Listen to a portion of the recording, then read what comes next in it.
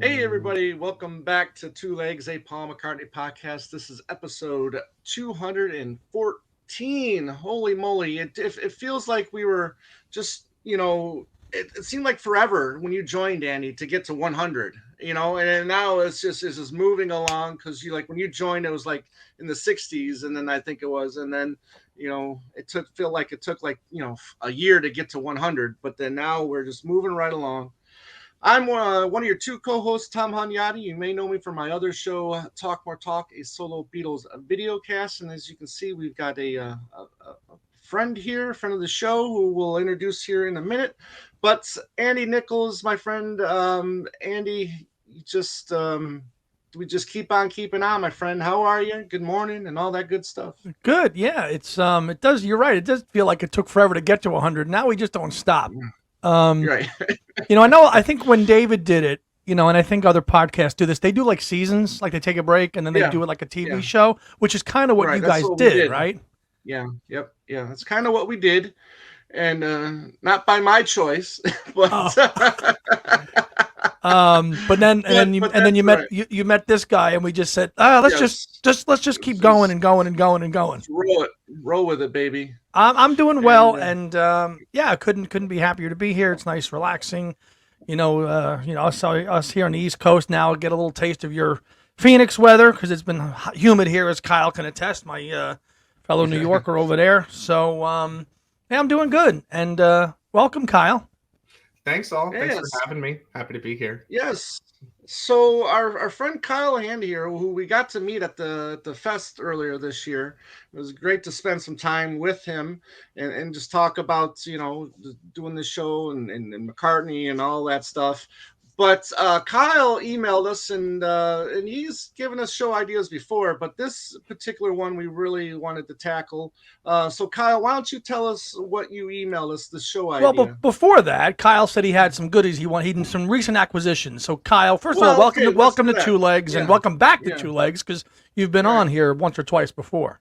Yeah, I was here for the big 200 celebration. Yeah, thank you. And maybe once other time, maybe on a live thing, maybe once, maybe. Can't remember. I've definitely written in before. Yeah. Yeah. Okay. So behind, I'm adoring your back wall there. Those you've got new Egypt Station, Remember Soul. Are those the LPs or are those just like the artwork? Those are actually the LPs are in them. I usually have just the artwork I try and have a variety of albums up there, but for the theme today, I switched it out. I was just going to even my next question. It goes with the theme of today's show. And before you tell us about your idea, you got some new acquisitions, and we like showing off what we get on Two Legs. What do you got? So when I couldn't afford the singles box set, someone gave me the advice: just collect them yourself, and then it'll be a lot more fun to be on the hunt for them. So I'm very happy I just got this one. The Japanese, that's the Band on the Run, right? Japanese Band on the Run. Band on the Run with the Sea Moon logo, yeah. And then to go with the same Japanese theme, I love how this one. That's a really nice Obi strip on that. Is that sealed or no? Not anymore. No, I didn't get it sealed. Oh, okay. Awesome. That is a nice acquisition there, sir. Thank you to the patron saint of McCartney podcasts, Ken Michaels, to turning me on to that one. We know Ken loves press to play. One day it just clicked with me that I was like, this is amazing. It happens.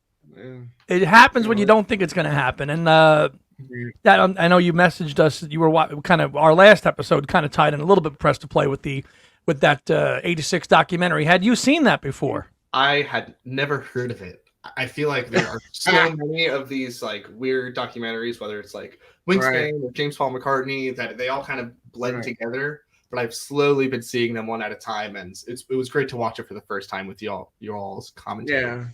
Oh, great. See, that's somebody who hadn't seen it before for the first. Now that was edited, but I'm glad you enjoyed it. Yeah, I have to get my hands on it. It made me want to see the full Wings Over the World documentary too. Yeah.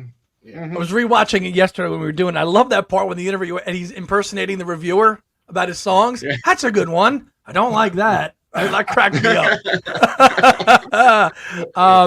I think I could also send it to you too, buddy. I have the full unedited version of it, so sweet. Appreciate it. I can share it with you as well. So yeah. So tell us about the idea for this topic today, and I'll never forget you telling us about it in the lobby at the Hyatt in Jersey City first, and then you emailed it back. But go ahead. Right. Yeah. So I've been definitely banging the drum on this one for a while because, as you know, I actually just turned 25 on Saturday, and so Happy birthday! Thank you all. I have this, I think, unique perspective on McCartney where, if I got into McCartney in like 2018, the only releases that I was really like conscious for was like McCartney III. So everything I've experienced through the back catalog can go completely out of order and everything. So I guess it's a long way of saying that I've had a different experience with the last 23 years of McCartney, that it's not like, oh, another McCartney album. Oh, he's doing a standards album. It's like I got to spend some more time, be a little more intentional about it. And so essentially, I want to prove the people wrong that say that his last great album was Flaming Pie. So I think before when I thought of this, I didn't think that the McCartney camp would ever actually release like a double album of his 21st century music. But now that I've done this experiment and actually made my own double album, it's more likely than I at least initially thought it was. Who knows what they're going to do? But essentially, that's the idea, to show that he didn't, his last great album wasn't Band on the Run. It wasn't Tug of War. Like it's with these legacy artists, it's such a beautiful thing that they have these long, long careers. Like we both bonded over Neil Young and Dylan, and like people forget that they're making music well into the 21st century. I mean, Rough and Rowdy Ways is one of Dylan's best albums. Yeah. I will. Yeah, I'll just different podcasts, but yeah, I'll mostly agree. Just to talk about what we're the prolific artist still releasing new music. To your point, I totally agree. I think that you'll find that most people will say that Chaos is his true last good album, and I think Tom, you agree with that, don't you? Oh, I think it's his last masterpiece for sure. Kyle, do you agree or no? No, to be honest, no. Okay.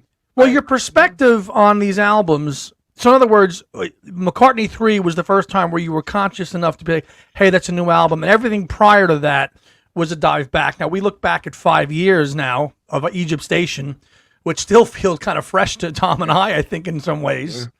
Right? But your look at it was like, hey, I wasn't really in the zone of McCartney at that time. So, it's just you're looking at it as another album, right? Of all these Chaos, Memory Was Full, New, Egypt Station, you're looking at all as one lumped up period, right?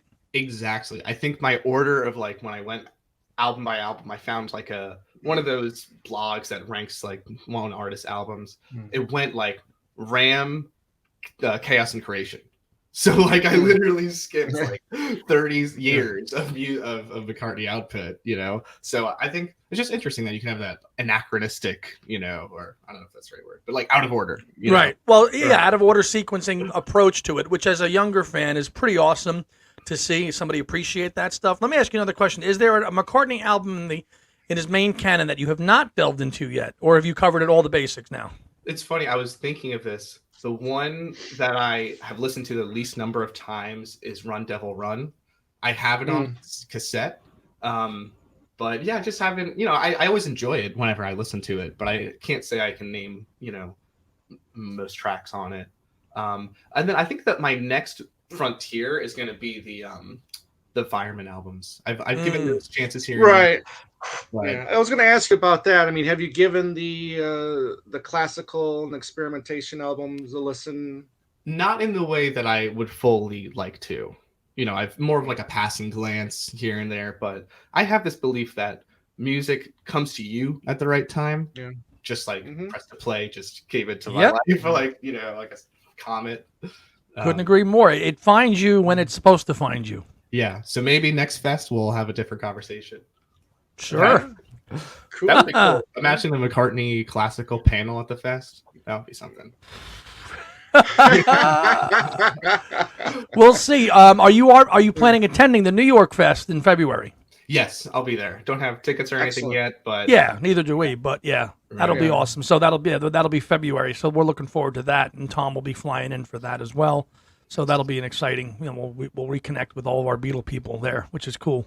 Big celebration, and maybe we'll have. I mean, think of how different the Beatles world will be. Hopefully, knock on wood, we'll have, a new Ringo, or like we'll have Ringo's EPs. We might have the Ringo Yeah. archive. We might have this now and then thing. There's going to be a lot to talk about. Well, let me ask you about that, since that is the current kind of trending Beatles news. What's your opinion on Now and Then? Are you aware of the demo? Did you hear it? And how do you think it's going to get packaged? Is it going to just get dropped? Is it going to be a rebundled anthology? What do you think?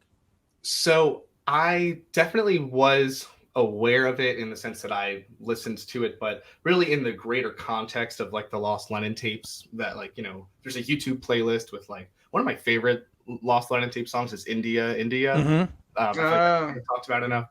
But anyways, so it kind of got lost in the mix there. And but I really started listening to it more with all this conversation. And I feel like with a lot of people, I'm like, really? They're gonna redo this? Right. I listened to it. Now I checked out Beatley Tones. He did an update video on this. Tom, I don't know if you saw it, but apparently they added strings to it. So I'm really interested to see. Well, why not? Yeah, sure. I mean, Paul has been jonesing to finish this song for decades. So I mean, I'm sure he's been the driving force. To finish the song. So. Yeah, it's going to be interesting to see how it's packaged. Yeah. I don't know. It's the way that Ringo talked about it at his birthday. He was like, I know it was kind of tongue in cheek, but he was like, yeah, Paul just had a slow day. So like that was his answer to like how is this being presented, or like why is this being picked up? So I just can't think of it. Like I think that the easiest answer, like if I'm just kind of really in Vegas gonna put my money on it, it has to do something with anthologies. Because my friend in his 70s lent us the Anthologies DVD set, and we watched the whole thing in a week and sent it back to him. And, I was really taken back by how crappy the quality was. Sure. And I think after Get Back and all the polishing he did on that, I think that needs a remaster. Screaming for a modern upgrade of 4K and then dropping on Disney Plus, as my movie buff over there in Phoenix will tell you. Right. If not an anthology like release, I'm thinking maybe even like a compilation type of release. Not necessarily a greatest hits, but there was a lot of songs that didn't get on one, obviously, because it wasn't a number one. So why not, the stuff that was, top 10 or top 20, focus on those songs maybe. I think at the very least it'll be an EP with cleaned up versions of Free as a Bird and Real Love and Now and Then as one thing, or an expanded anthology. I think it'd be nice to get Free as a Bird and Real Love cleaned up with this stuff too. I just don't think that the Beatles is going to release any product that's less than $100. Correct. So that's why I'm kind of doubtful about the EP route. Well, bigger expanded anthology. Let's hope they take pity on our wallet this year. Yeah, good luck. That would be nice, wouldn't it? So mentioning the Get Back documentary, I have a really brief story, if you don't mind. Go ahead. Are you all fans of Richard Linklater? Yeah. Oh yeah, I know So I work at an entertainment law firm, and we represent him. And one day he came to our office, and I was like so excited. And instead of asking him about like his films, which I adore, I asked him about the Beatles. I was like, "Who's your favorite Beatle?" He said Paul, and I said, "Are you jealous of Peter Jackson?" And he said, "No, because I actually prefer that original 16 millimeter grainy quality. So the world is probably better off with Peter Jackson's version than it got." Wow. I love it. Love it. A little fusion of the film and Beatles world for you. Absolutely. So the topic today, we're going to be doing we're coming up with a fantasy playlist of a double album of 21 songs in the 21st century, which was basically your idea, right? Exactly. Encompassing the albums Driving Rain, Chaos, Memory Most Full, New, Egypt Station, and McCartney III. I got them all right. And any standalone songs. Yeah, and then he's standalone sprinkled in there. Hope for the future. You got the Home and Tonight in a Hurry. You got the Blink of an Eye. You've got I Want to Come Home. Right. So you got other stuff in there as well. Guys, I don't know if you slept enough last night, but I didn't hear you say Kisses on the Bottom.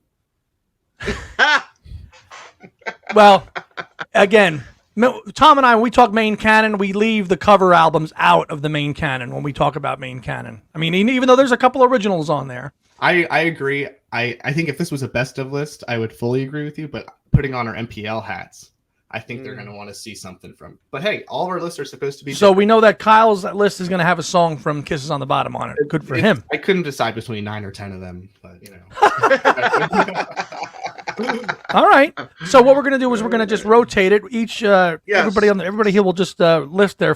We got 4 sides to go through, and then we'll rattle them off that way. And let's start it with Kyle. Okay, so mine is straightforward chronological order. My side 1, I think that it would be so cool if it starts with "I Do," because the first lyric. Well, first of all, song first. Love the song, but the first lyric is "If you only knew." So it's kind of telling the haters, if you only knew how good my music was in the 21st century. Okay. And then 2, I have "Driving Rain." You know, I tried to, even though this is, you know, imagining we're MPL, I tried to not put on like new or like any of like the big like singles or like titular songs. But I feel like "Driving Rain" is probably like the most maligned album of the 21st century. So I think let's put on the title track. It's a great song, even if people know it. You know, it's a great representation of the album. 3, I have "Follow Me." Love, you know, now we're in chaos, obviously. 4, I have "Too Much Rain," because it kind of picks up the speed a little bit. And then the last, to close out side 1, I have "Jenny Wren." Yeah, nice. A little smattering of everything. Ballads, pop, all in there on side 1. That to me was really the assignment. And really the challenge more so than the assignment of trying to make it like a variety and trying to think of like the flow of like you put on the first song and you want to keep listening. Then there's this like, you know, climax by the 4th song. And I don't know, maybe I overthought it a little bit, but no, if it works for you, it works for you. That's good. Tom, what do you got for your first side of your proposed LP? My proposed LP to MPL would be, you know, I had thought about doing chronological order as well, but I had a lot of fun just mixing it up and seeing what 4 sides would look like. And I got, starting off, I got "Get Started," which is, I love a good up tempo, and I just love that coda at the end. Then I go to "Driving Rain" with "Your Way," which has, you know, a slight country flair to it. And that's another thing I tried to do, is mix some different genres of music that he did, you know, throughout, you know, these last, you know, 23 years or so. Then I went into kind of like a psychedelic era with "Slidin'," you know, which love that track, you know. And then we go with "How Kind of You" from Chaos, which you know, had the most amount of songs from one particular album. Chaos is what I think is, you know, just absolutely a masterful album. Then I ended with "Nothing for Free" on this one. So those 2 bonus tracks that we got from that Target edition, you know, just really, I just love those 2 tracks. And, you know, and sometimes, you know, when he tries to be kind of like modern, some of it works, some of it doesn't work.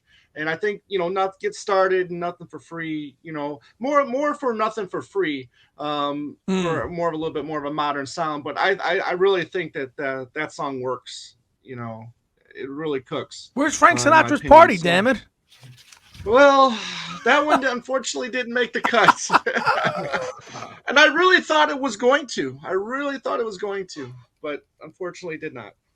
All right, they just say, well, I shouldn't say it because I didn't include it either. But I know you like those Egypt Station bonus tracks, so I knew that you'd have a smattering of them in there. I feel like those need to be resurfaced in some way, because at least as like, this kind of newer fan, like I listen to Egypt Station, it's already a double album, and then you tell me that there's these like extra tracks. It's kind of they're a little too. And that's not even including "In a Hurry" and "Home Tonight," which didn't get a digital or a CD release. No. You know, Can you imagine if those 2 songs were thrown on the Explorers edition too?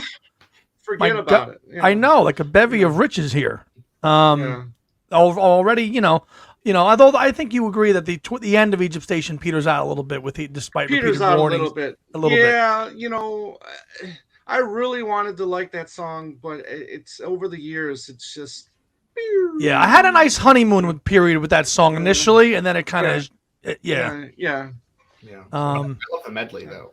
It is. Yeah, but again, I also considered that too because I'm like, all right, like if we're gonna present this as a double album, those longer songs, like Despite Repeated Warnings and like the one on Driving Rain at the end there, Rinse the why am I? Raindrops. Yeah. Thank you, Rinse the Raindrops. You know, realistically, I mean, I love Rinse the Raindrops. But realistically, you know, that would be that and then one other song on an album. You know what I mean? You'd almost have to make it a triple album. But That's not a bad idea. It's not. Yeah, that's not. But Andy, what do you got? I went a little. I mean, I was thinking. I started doing it actually the way Kyle did. I picked my 21 songs chronologically to pick the 21, and then I rejigged them and resequenced them to kind of fit a theme for each side. I even titled the album. I'm calling the album "Happy with You." That's what I'm calling the album. All right. So side one is going to be like a total pop rock, fast, energy driven, kind of get the ground going. So we're going to kick it off with "Save Us," "Dance Tonight," "In a Hurry," "Queenie Eye," "I Can Bet," and "Promise to You, Girl." All kind of real big, kind of frenetic, good tempo, good, you know, fast pacing, moving songs to start off an album and get your feet going. And I think especially "Save Us." I think "Save Us" is a great, you know, it opens up new. "Dance Tonight," same thing, opens up "Memory Almost Full." Right. So I think, and, you know, between "Queenie Eye" and "I Can Bet," "Promise to You, Girl," that kind of gets the blood flowing for this album for me.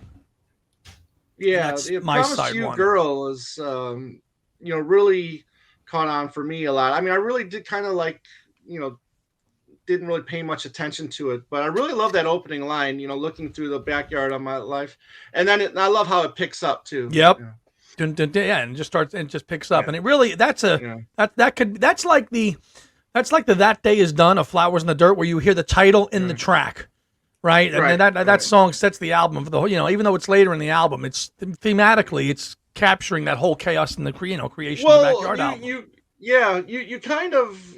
kind of hear it to do two different songs. Sorry, you got "Fine Line" where he talks about chaos and creation, and then you got "Promise to You, Girl" where he talks about, you know, backyard. The backyard, yeah. Backyard, yeah.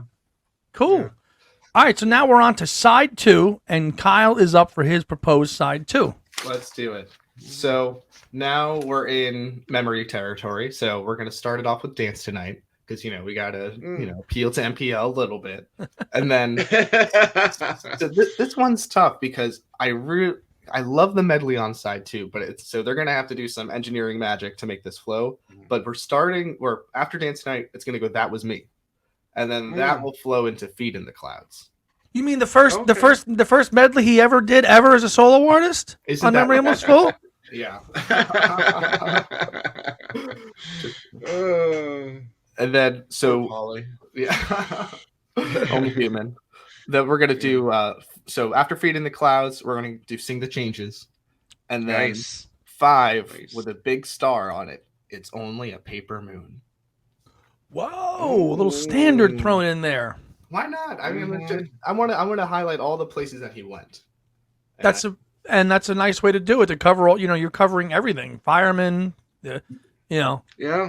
Yeah, that's a very, because I don't know. I mean, I don't know if you want to stop down here. I'd love to know, like, what was it like when Memory was coming out? You know, because I love it. Like when Tom mentioned that he thought Chaos was his last masterpiece, I think Memory, to my taste, is. Well, I'll tell you what. My feeling at the time was I was still riding high on Chaos and Creation in the Backyard, and then we blinked, and got another album coming out. What? And like 2 years later, because we kind of got used to this kind of interval of like Paul dropping albums every 4 years. You know, "Flowers in the Dirt" came out in '89. I was like 8. I vaguely remember it. Then "Off the Ground" came out 4 years later.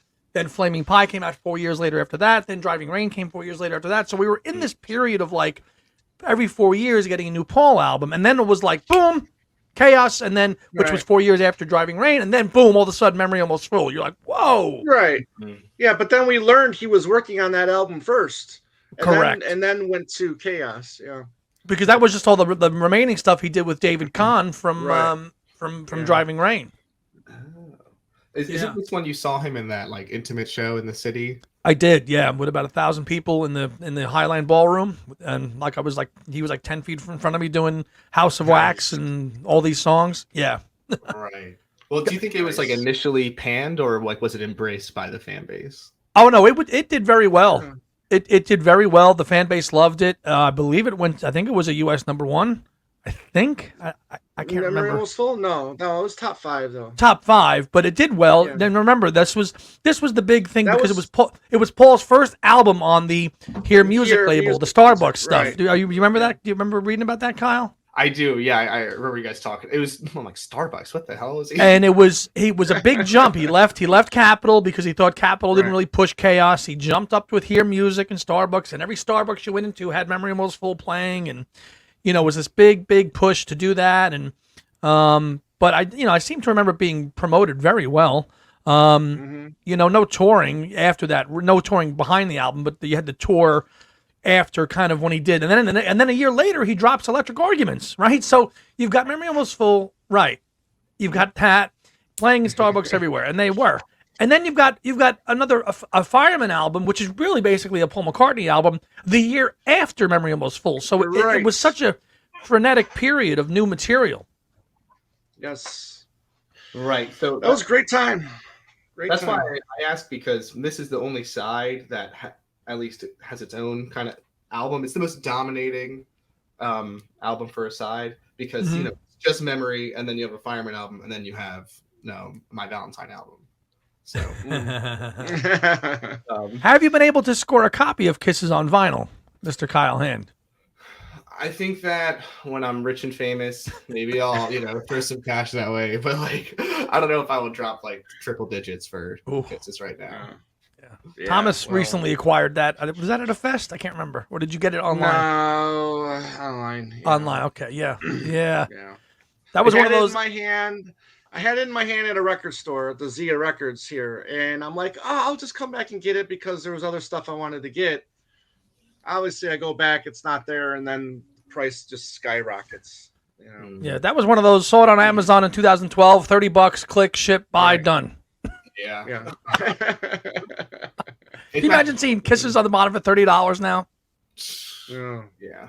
It's the only one I don't have a physical copy of. The ones I don't have on vinyl, I at least have them on cassette, but that's the only one I'm missing. But you'll get it. I'll keep my eyes peeled for you, partner. How about that? I appreciate it. I'll get some money under my bed. There you Thomas, your proposed side 2. Side 2. Okay, we kick it off with another upbeat with Alligator. Probably my favorite song from New. Still love it. Then I went into the Electric Arguments album as well, and I got Sun is Shining. Then I in the middle of that side, I put my favorite song of the 21st century, and that is Riding in. No, I'm just kidding. It's not Riding into Jaipur, but I'm just kidding. It's Dylan Seabees. But I do love Riding into Jaipur. I've been a champion of that song since Driving Rain came out, and I love it. One of my top 5 though for the 21st century, Dominoes, is next. And then I go with Happy With You, which I think is just an absolutely stunner of a great little acoustic number that just, is excellent.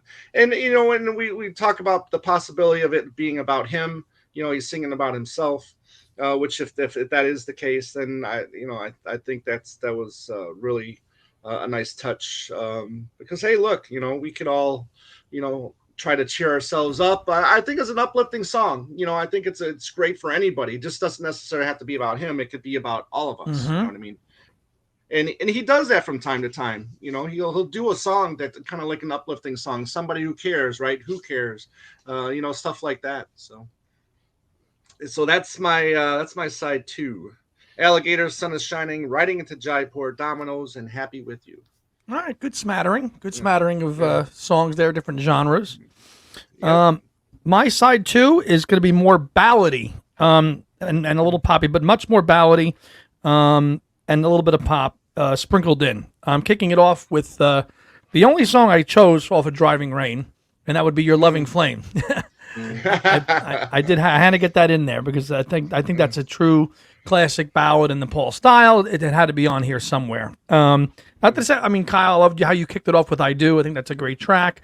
But I just think in the bevy of riches that he's given us since Driving Rain, it's hard to go back to that and pick out when there's been so many good things between Electric Arguments, Memory Almost Full, New, But there are individual good tracks on Driving Rain. And that's a great representation of Driving Rain too. Your Loving Flame, yeah, I think that's okay. Just so. We'll get Driving Rain represented with Your Loving Flame. Then I'm going to go to This Never Happened Before from Chaos. Yes. Then I'm going to go to the song Tom just mentioned on his side too, but I have it on my side too as well. Dominoes from Egypt Station. Then Friends to Go from Chaos. Vintage Clothes from Memory Almost Full. And closing side 2 out with Tom's favorite on New, Alligator. Alligator, excellent. So a little poppy / ballady on side 2. Yeah, I like it. When you guys mentioned Alligator, I think it was before I had listened to New, and you guys were just like, this is like one of the best. I listened to it with headphones, and then when it did that like falsetto, I felt like my whole soul was like lifted from my body. I was like, I don't know. That's the best part, because like the podcast doesn't have to be for like someone who knows every single thing about McCartney. In fact, it might be better for people that know like half the catalog, and then you can help us like find the different pieces. So just thanks for that. I guess. Nope, you're very well. It's one of those moments when you're listening to the song and all of a sudden it goes falsetto and you're like, what is that?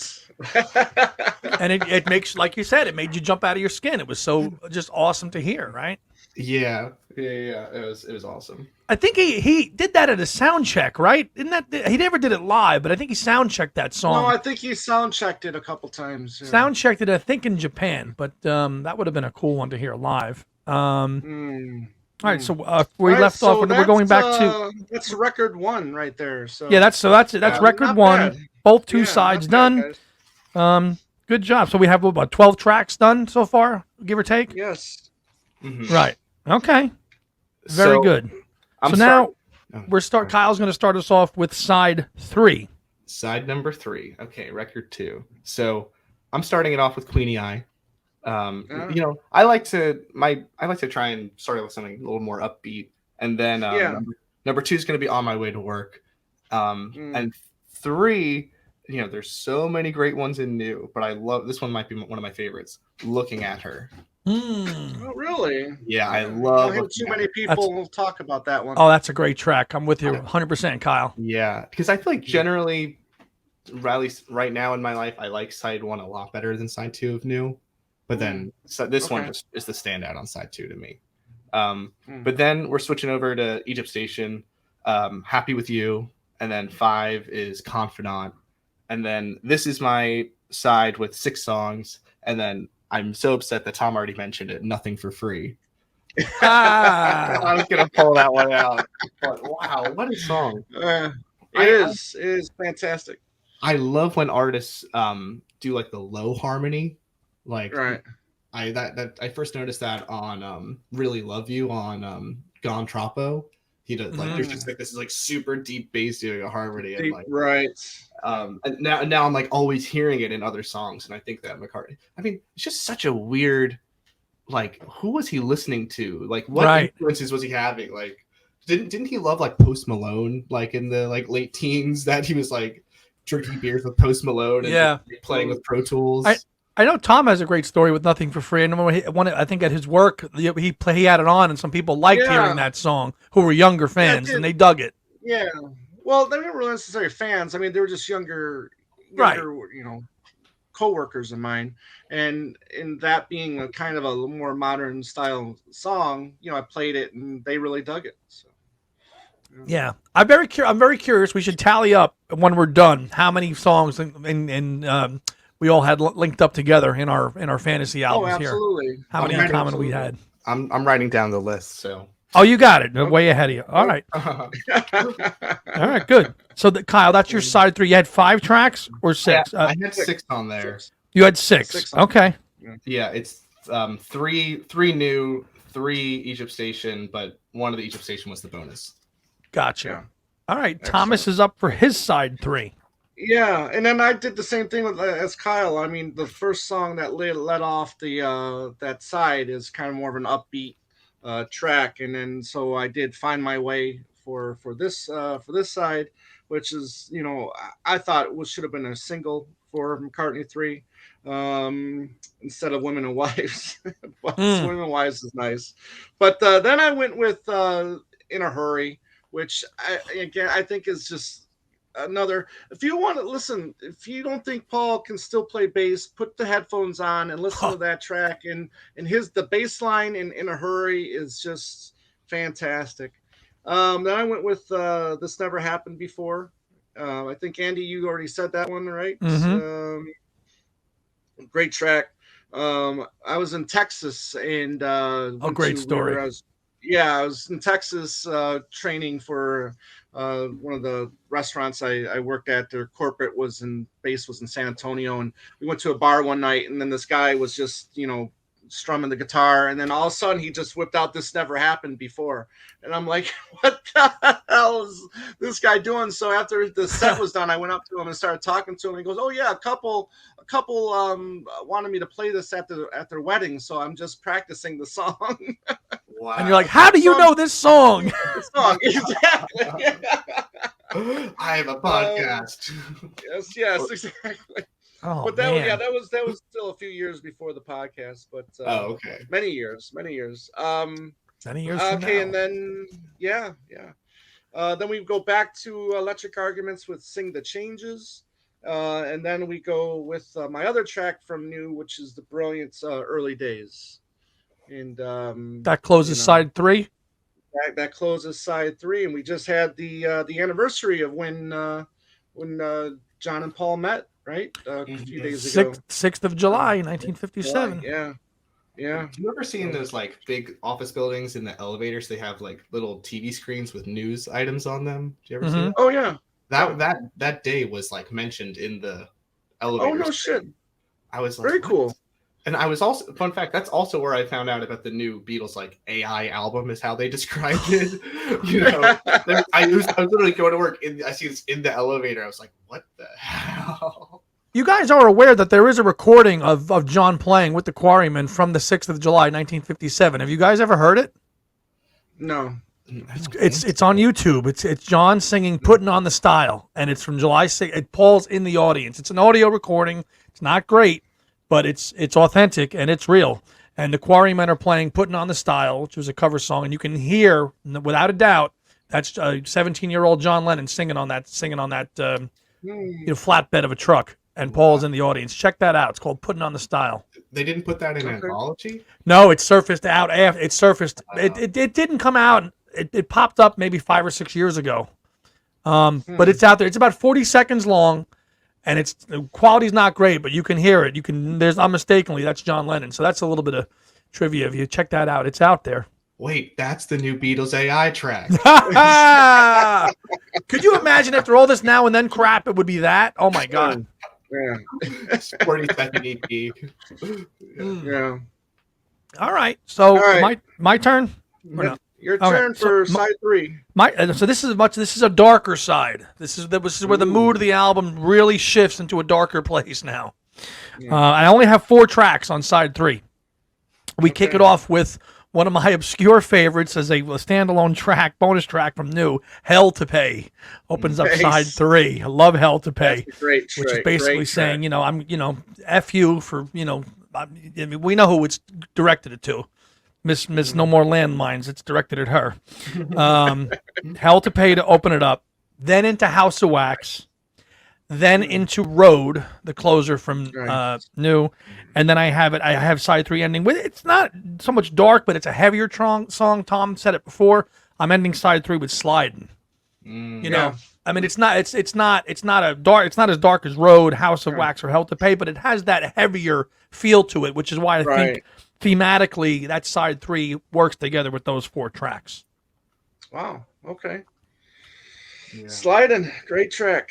And we are on to the last side, and it is Kyle's turn. Okay, so to close out this, now I made a bold move here. My first 2 songs are "Home Tonight" and "In a Hurry." Yeah, great. I love those songs, and I'm so happy that they put out the whole singles box set on digital. But the fact that these songs were buried 150 songs into a playlist How do you expect anybody to find these? But I'm glad I did. But I think it was through. I was listening to the things we said today when they were going through like their favorite Macca song from each decade. Yeah. And then this was like recently, and it was the first time that I heard like, yeah, there's a lot of like non-album singles like in the 21st century. I like just completely went missing it this whole time. So anyway, like we were saying before, found me at the right time. Really into those tunes. Yeah. So there's some nice representation there. Home Tonight, In a Hurry, and then we finish it out with Find My Way, Deep Down, and Winterbird. Oh, you threw Deep Down on there. Yeah, Deep Down, huh? A lot of people don't like that one. Well, they got to get deep down. I think it's like, because I see these as like historical snapshots, really. I mean, of course, like it has to be enjoyable first, but I just think that's really just imagining McCartney like in lockdown of COVID, just like in his basement, just playing with Pro Tools or whatever, and just getting deep down. So can you run that track listing again one more time for me, the last side? So it's Home Tonight, In a Hurry, Find My Way, Deep Down, Winterbird. Okay, and you're closing it out right with McCartney III chronologically. All right. Long tail, like the opening track, right? The opening track on McCartney III, or no? No, the closer. Winterbird. Okay, right. All right, gotcha. Cool. All right, Thomas, how are you closing out this fourth side? Yeah, this is my six song side right here, and then this is for me just like this represents what I think the best of McCartney. These tracks were like, I have to hear these songs a lot. These are just songs that I constantly play.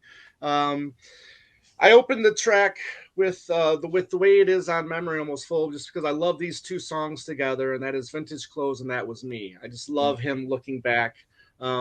Listen, I love the Don't Look in the Past. I love, Don't Hold On to Something That's Changing Fast. And I love the thing is, it's like a circle, right? I mean, what goes, it comes back. And that's true. I mean, everything that goes out of fashion will eventually come back. That Was Me. I love the story he tells, that he can't believe that he's being able to live this life, and he does.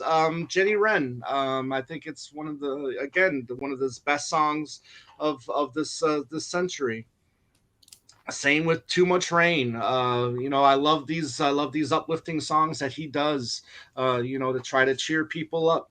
My absolute favorite song of this century so far is Riding into Vanity Fair. I think this is by far his best song of the 21st century. And then as we started with Get Started, we have to End of the End at the at this. So my double album ends with The End of the End, which again, talking about, I find it so brave for an artist to do, to sing something like this. Yeah.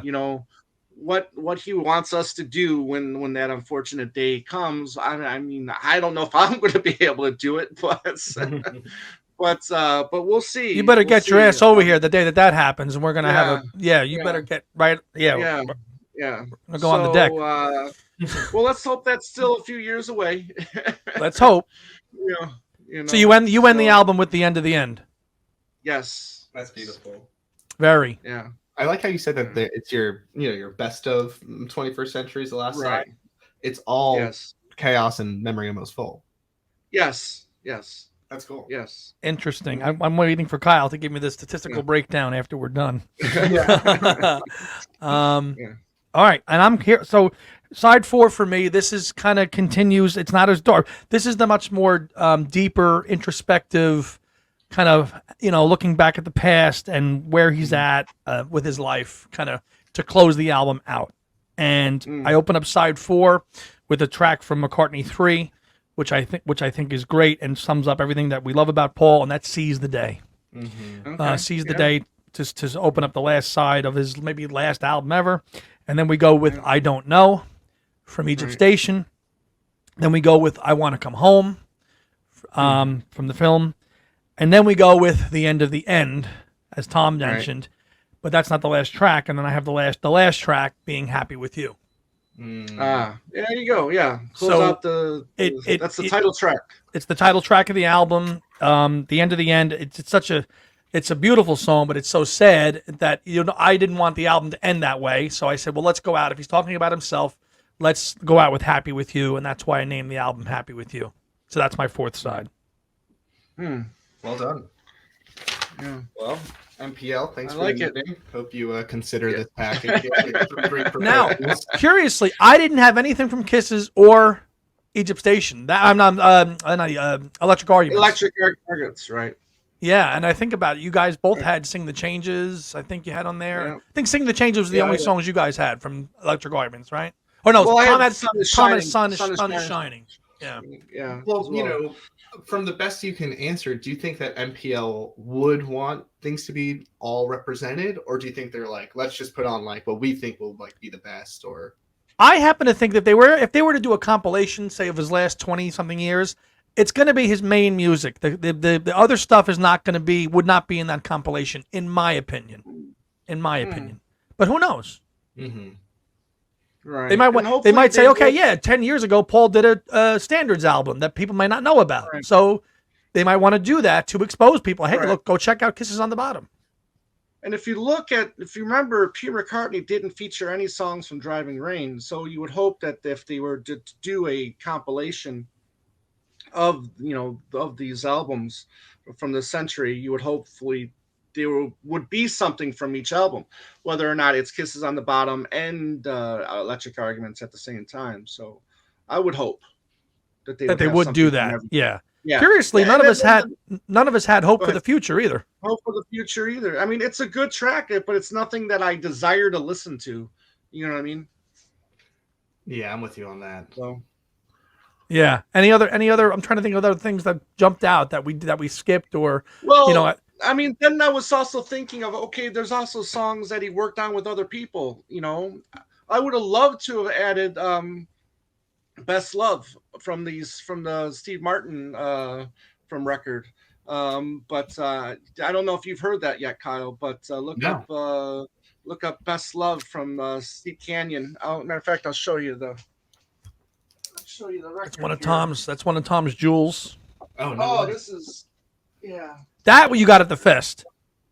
Yeah, this one I got at the fest. So this is Steve Martin and the Steep Canyon Rangers. The album's called Rare Bird Alert. Okay, and so Paul didn't write the song; he just sang it. Okay, and it's kind of like a little, like a little bit of a banjo type ballad thing. It's really cool. It's called Best Love. Music and lyrics by Steve Martin. 2009. This was 2011. Yeah, so I wanted to include it, but again, he just sang it, so he didn't really, write it. I mean, if he was a writer as well, then maybe I would have said, okay, screw it, I'll put it on there. But no, I didn't. I just stuck with the canon. Do you want to know what would really complicate things? If they wait until 25 years of the 21st century, and by then McCartney comes out with a new album.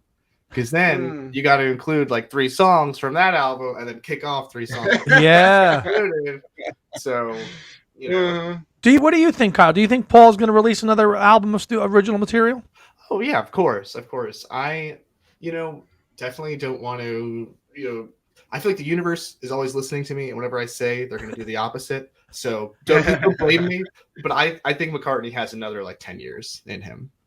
Oh, I think so too. I think we'll see the end of touring, but the music will still being produced, whether that's new songs, sound, whatever.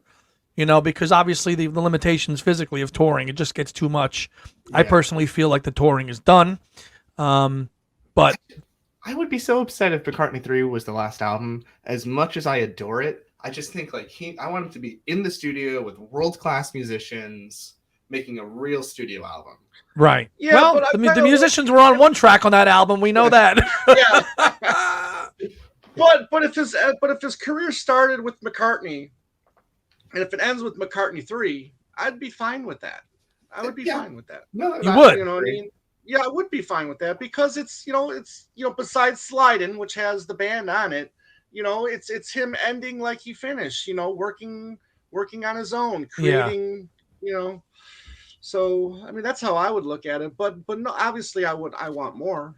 We've been very very fortunate to have all these riches from McCartney, like you said, Kyle. I mean you've got some artists that just have this longevity. Neil Young, Elton John, Paul McCartney, They just Dylan. keep churning So albums it out. just creators create. And Mhm. and I admire them. I admire the ones that keep doing it. There's some that have this attitude. Well, I mean, my records don't sell anymore, so what's the point? Well, you know what? Because you're a songwriter, you create You music. create.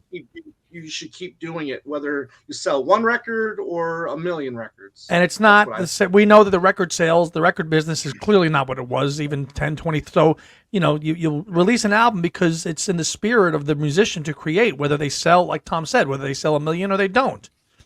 right. I have a hypothetical I want to run by both of you, which was actually a comment that somebody left recently on one of our videos. And it's a good point. And I don't know, Tom, you might have seen it. Somebody said, and I forget who said it. I'm sorry, I forget who wrote the comment, but it was an interesting take. Somebody said, how come there has not been enough attention or praise thrown, and this ties into this episode a little bit because these guys are on this music, the Paul's backing band that he's been playing with since 2001. Do you remember that comment, Tom? Yeah, We talk about Wings, we talk about the 89 to 93 touring band, but this person said, not enough praise is given to these guys that he's played with longer than the Beatles, longer than Wings, and all of them. They should be given their due. And it's interesting because we know that they're just sidemen, right? They're there to do a job, but we don't view them in the same way as we do. Certainly not Wings, and definitely not the 89-93 band. What say you guys about that thought about Wicks and Abe and Rusty and all those guys? I remember this conversation. I can't remember who was on it, but it might have been a regular Things We Said Today or a Ken Michaels, but they were discussing like, is Wings a true band? And then Ken raised the point that McCartney's new band has been together like twice as long as Wings. And I almost wonder if, it's hard to get into the psychology of McCartney, but they were trying to make it like a band was just so fraught and caused so much tension and, stuff in the press that maybe he was just like, all right, just forget it. They're just I'm like 60 years old. They're just my backing band now. But I think it would have been cool if he was like Paul McCartney and the Polar Bears or something. And then, like it could just be that for like the next like 2 decades. Who cares? Like, I think it would have been cool. Well, I think to make this album a double album, it would actually be kind of cool if it was like, I don't think this would ever happen, but like McCartney's like new band or like whatever, to honor like that section of his career with this band. Yeah, I know, but when you got the name Paul McCartney and the history of Paul McCartney, it's hard to, like Elvis Costello, right? With Elvis Costello and the Attraction, sometimes he's just Elvis Costello, sometimes he's Elvis Costello and the Attraction. Same thing with Neil Young and Crazy Horse. I mean, he's gone back and forth with that as well. Would it be cool? Yeah, kinda. To include them, to give them, a name and some recognition, if you will. But he's Paul McCartney. I don't know. I mean, I'd have to give this some more thought. Maybe we can do an episode on that in the future. They've played on the majority of these albums. Obviously, not McCartney III the most, but they've been on all these albums. To me, what he's been doing for the last 23 years is just a continuation of what he did with the 89 to 93 band. It was just it was just Paul McCartney and his band. I mean, it's just with different people. That model, he's still using that same model that he relaunched with when he restarted touring with Flowers in the Dirt again. It's the same model. It's just with different people. Obviously, would that have 90s band continued had the anthology not happened and Linda not obviously, unfortunately, passing away? Maybe. But these guys have been by his side, and I mean, he like you said, Kyle, he was about 60 when he got together with those guys. He's now 81, and they're still with him, and they're not super young either. No, they're not spring chickens either. I think that their legacy is secure. I don't know how any other way you could celebrate them. They've been a part of the guy's latter period of his life, putting together, still making fantastic music, as evidenced on Your Wall and all the songs we just talked about. They're on just about all those songs. So I don't know how any other way you could recognize them other than what they've been doing. You know, they're fantastic musicians. They cover all the music fantastically, note for note. Beatles music, solo music, Wings music, they cover it all. In fact, they should be championed a little bit more because they're the ones that push Paul to do more different solo stuff, and he's the usually one saying, "I don't want to do it." Stuff. And look, You know? I mean, they performed on the Art of McCartney as well, and then plus they get to do their little solo projects as well. Yeah. You know, so when they've got a break in the action, they're putting out These guys have CVs that are off the charts outside of their work with Paul McCartney. You know who they've worked with. So I just thought, I mean, they're all. It kind of ties into this episode because they're on all this music, and I wanted to get back to that. Viewer who left that comment saying there's not enough attention being paid to his backing band, who he's been with more than any band he's had, and that's a fair statement.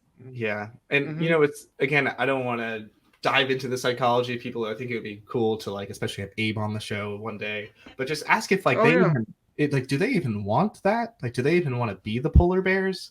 Like, no. Because say all the problems with. You say polar bears, Kyle. They would be koala bears, though, right? If they're in a McCartney band. Yeah. I was going for the alliteration, but I like the callback. But I'm blanking on his name. Henry McCulloch was his like the guitarist that quit Wings. Yes. Yeah. Okay. Yeah. So he, the issue was he wasn't getting paid enough, and like you say we're a band, but we're not a band. I wonder if like the more recent people are just like, listen, McCartney's paying us a lot, we can just like chill out. We don't really. Well, too, that's worlds of difference. I mean, Paul was still in the mess of the Beatles breakup and trying to pay them. I mean, by the time he got the band back together for 89-90, the business was firmly established. They were going to get paid their due. So it's it was very much more organic there in the early 70s. He wanted the band to be, democratic, but it never really could be. And then the money, and if these guys were getting offered to be session musicians in New York and getting paid handsomely, they were going to do it. Right. And Denny Sywell did. He did from time to time. He did take the break and went to New York and did some session work while in Wings. Yeah. So absolutely. But yeah, I mean, I would love to give this a little bit more thought and let's definitely this chat another time. Sure. But in the comments section, guys, for homework, let us know what your 21 songs are. It can be anything in the 21st century, whether it's non-album singles, deep cuts, hits, whatever you guys want to do. Hot hits, cold cuts, whatever. Hot hits, cold cuts. But Kyle, this was an excellent idea. We had a lot of fun with this one. Thank you very much for this idea. Appreciate you coming back on and joining us for this one. I know it was a little bit of short notice, but it was awesome that you were able to join us for this. Hey, anytime. Thank you so much for having me. And as an added gift, I would love to make Spotify playlists of all three of our albums in case anybody just wants, because I feel like it's a different experience to really hear the songs flow into one to the other. Yes. Yeah. That would be great. Could you do that? Great. Yeah, I'd be happy to. I'll do it right away. When you guys were doing Stuck Inside These Four Walls, I made, I think it was Tom's like post Beatles and like if they didn't break up playlist. Their next album, yeah. Oh, yeah, right. I remember it was called It Don't Come Easy. Was that? Yes. Right. Okay, yeah. So I mean, that's the thing, and I really liked it. It was like a completely different experience to really hear them side by side. So yeah, it takes 5 minutes. It's really no effort. Yeah, well, these little experiments are fun. So yeah, thank you, man. Always down to it. Yes. Please don't forget to subscribe. We're over the 1.5. We're getting closer to our goal of 2K subscribers by the end of the year. And please consider subscribing. Andy, my friend, what do you got going on? What's going on in your world? My other music channel is pretty quiet right now. I mean, I'm thinking of, if I go to any concerts over the summer or I get any new acquisitions, I'll review them there. But my last couple of videos are up there, and it's just two legs time now, brother. Yeah, and you've got an event coming up with Womack, right? By the time this is posted, it'll have been passed, right? The Band on the Run thing. Oh yeah. I'm just that was this past Wednesday night. I'm going to Ken's doing a Fab Four masterclass on Band on the Run. which was this past Wednesday night at 8 p.m. And he does those once a month and different albums, but he's doing Band on the Run. So I figured why not jump on that one and go to it. So yeah, our friend Ken Womack. So stay tuned. And obviously as time goes on, we'll have a lot of updates in Chicago next month when I go there for the fest. Excellent. Kyle, what are you doing? So I am, just giving tours of the Statue of Liberty. And you know what? I mentioned the Beatles every statue tour because I talk about how there were 5 people that made the statue and they all needed to they had their unique contributions. And I say, just like how the Beatles each had their own unique contributions. That's just my really forced excuse to be like, who's your favorite Beatle? But who's your favorite Beatle? Someone said the other day, the main one, and I was like, right answer.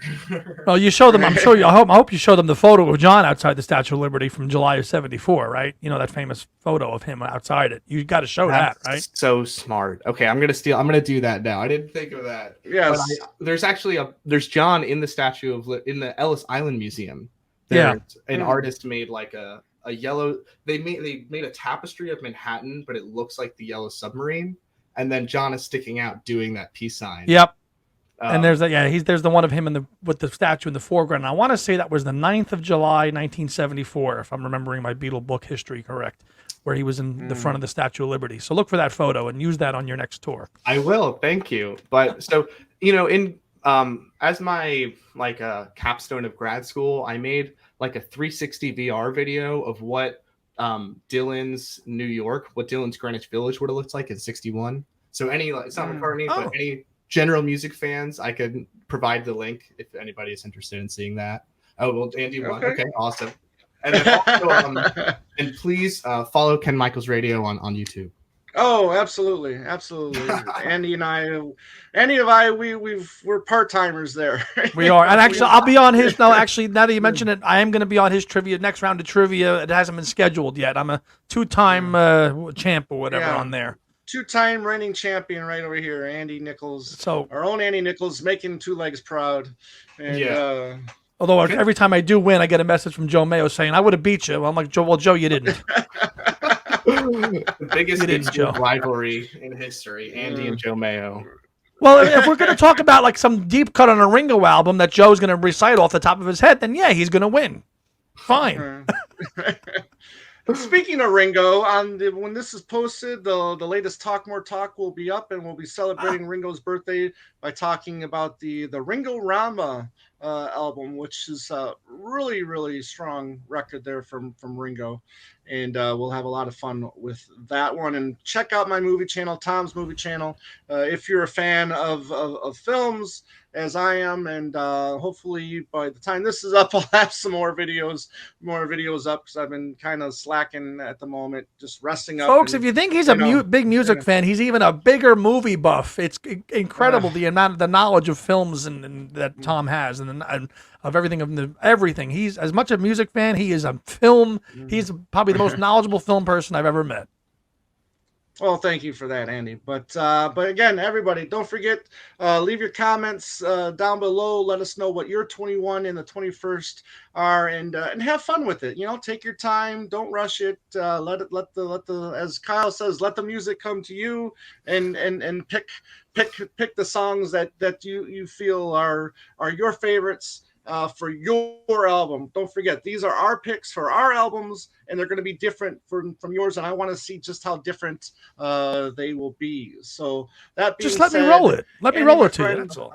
Yeah, just let me roll it. Let me roll it to you. There you go. Kyle, Andy, I'm Tom, and as always, everybody out there, have a beautiful day. Or I'm messing it up again. Have a great day and a beautiful night. Oh, I'm going to leave it in. Leave it in, please. We'll leave it in. Thanks, everybody. Yeah.